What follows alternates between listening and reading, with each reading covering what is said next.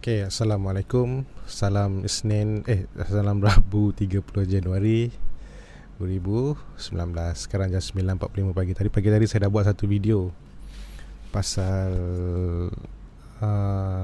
saya dah buat lah pagi tadi pakai Firefox lah. Tak tahulah tiba-tiba Firefox tak boleh pakai lah. Dia punya extension pun dah hilang lah, TradingView. Buat sakit kepala lah. Bayangkan cakap sampai 10 minit, tahu bila nak save tu dia tak ada. Letih bercakap. Okay, untuk hari ni kita just tengok yang kalau semalam saya ada buat screener tu kan, saya namakan dia volume power. Jadi ada 14 padanan. Kalau ikut pagi ni kita ada Inari, kita ada Franken, tu ada Doji tu 30 Januari. Jerimin masih meneruskan. Saya nak cerita pasal breakout ni. Aduh, letih betul lah. Ada London Biscuit, kita ada Jack. Siapa yang guna nanti bolehlah tengok. Dia okey lah daripada banyak-banyak stok kan. Daripada banyak stok kita ada 14 saja untuk ditengok. Kalau kita berminat Mimpi Solar ni fokus pada 14 ni lah. 14 ni lah yang mana untuk boleh pakai pagi-pagi atau petang-petang. Okay, saya bukan nak cerita pasal ni. Nari pula. Saya nak cerita pasal bila kita jumpa confirm breakout ni. Saya pakai Chrome. Saya tak suka Chrome ni sebab dia sangkut-sangkut. Tapi terpaksa lah apa nak buat. Firefox dah tak boleh pakai. Tak tahu mungkin PC saya.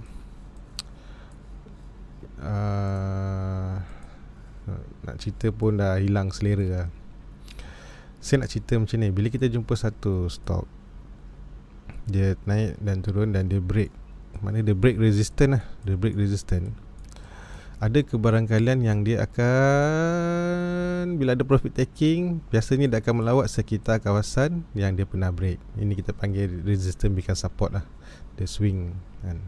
Okay, kalau kita boleh mengambil cerita dia lah. Okay, waktu dia tengah naik ni, tengah buat breakout ni, ada orang yang tak masuk lagi, tertinggal kapal apa semua. Jadi bila dah naik tinggi, of course lah chart ni tak boleh nak terus tinggi kan. Bila profit taking, bila start profit taking ni, ada satu lagi kumpulan orang sudah bersedia. Biasanya dekat mana dia bersedia? Sekitar kawasan yang dia pernah break. Sebab tu kita panggil resistance become support. Kenapa support? Sebab orang yang tertinggal kapal tu membeli, menyokong ni dan berjatuh. Dan lepas tu dia teruskan balik. Dan berulang-ulang lah dia punya cerita ni. Jadi kalau saya nak tunjuk pada chart pun harap cukup masa lah. Contoh macam ni, bila dia sedang naik, dia turun kan. Lepas tu dia pastikan dia mesti ada satu breakout lah. Breakout. Dan kita buat satu garisan. Ke barangkalian dia akan berhenti sekitar kawasan tu. Super juga macam ni, dia break ni. Okay. Ataupun kalau macam ni dia start breakout, okay, kadang-kadang dia tak turun. Gini kita panggil dia first pullback. Dia tak turun pun dekat kawasan yang sekitar yang kita jangka kat situ, tapi dia panggil first pullback lah. Sebab tu first pullback ni maknanya orang yang masa dia turun tu, peminat dia lebih ramai, tak sanggup nak tunggu kat bawah ni. Dan seterusnya sampailah dia dah tak buat lagi. Dia dah tak buat dah. Ni dia berhenti sampailah dia break. Kerana dah tak ada lagi peminat lah. Dia kalau dah banyak kali, kalau kita sedang dalam trending ni, biasanya dia berhenti tak lama je. Tapi kalau dia dah, kita break tapi dia asyik berhenti, naik sikit dia berhenti lagi, patah balik, dia naik lagi, dia patah balik, itu dah namanya dah penat lah. Something wrong dengan asyik bagi pullback ke. Baik hati operator bagi pullback. Kalau ikut contoh chart VS ni pun ketika tahun 2017 ni lah. Ini yang paling terbaik, paling best lah.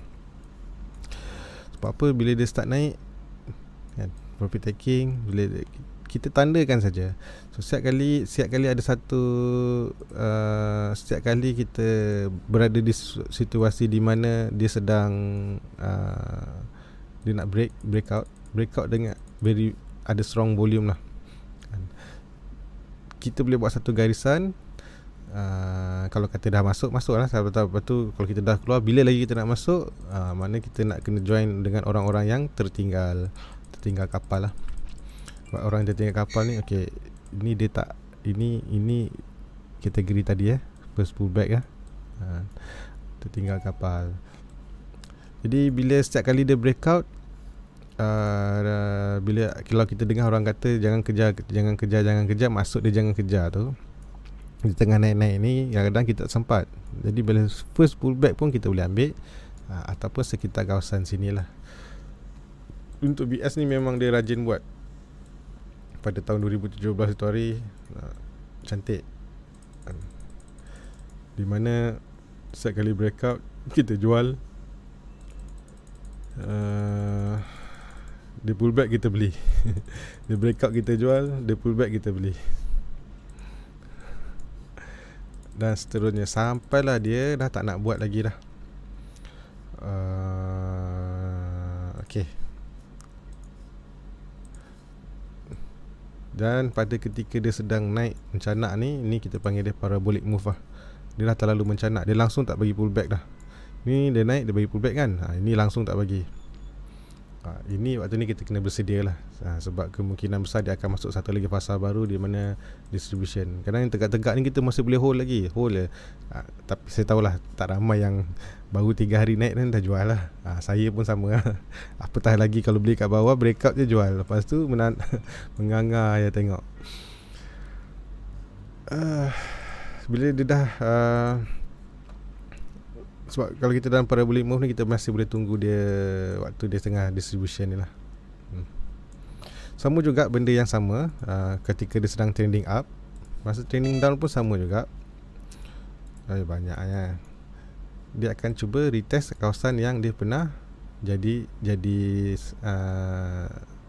break lah, macam ni kan. Dia break sini, dia break ke bawah, lepas tu dia naik, dia retest. Ni kita panggil retest, ada orang panggil retest. Sebab tu bila kita jumpa swing ni, digalakkan lukislah garisan-garisan ni. Sebab apa?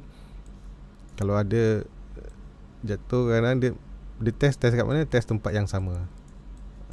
Supaya juga macam ni, bila dia break dia akan test tempat yang sama. Okay, itu kalau kita jenis tengok lukis-lukis gitulah. Kalau siapa yang pakai trendman guide, rasanya dah tahu dah, di mana setiap kali kita tahu yang ketika ini cantik, trendband cantik, 200 di bawah apa semua. Setiap kali dia masuk dalam kawasan trendband adalah kawasan-kawasan untuk kita sauk. Jadi sebenarnya trendband ni, guide ni untuk kita guide lah. Dan bila kita contoh lah, kalau kita tengah scan chart kan, kita nampak waktu kejadian dia tengah jadi macam tu. Jadi waktu ni kan orang kata tinggi-tinggi kan, kat mana kita nak cari potensi target? Waktu ketika dia sedang di bawah-bawah ni lah, di bawah-bawah tu, dengan anticipate yang dia akan breakout lagi ke atas. Itulah cerita dia. Tapi macam VS ni pun sebenarnya, kalau sajalah ni penutup cerita lah. Dia kan naik kan, kalau kita lukis lah, dapat lukis kan, dia jatuh kan, tak ada beza pun dengan Anzo ke apa-apa stok-stok atau maju ke yang jenis pump and dump. Cuma beza dia, VS ni cerita dia menarik di belakang lah. Jadi orang kata fundamental dia kuat kan. Jadi bila dia jatuh tu bermaruah lah. Jatuh naik balik, jatuh naik balik, jatuh naik balik. Dia banyak bagi harapan. Sedangkan kalau siapa-siapa pandang, di sini naik tegak, tutupnya di mana? Sini, jatuhnya begitu. Apa beza dengan orang kata, cuma beza yang pemendam counter tu dia cepat, yang ini dia lambat sikit. Maknanya dia ada maruah, jatuh bermaruah, naik bermaruah, jatuh bermaruah. Okey, itu saja untuk hari ini. Assalamualaikum. Bye bye. Harap-harap video ni okey lah. Tak sangkut-sangkut.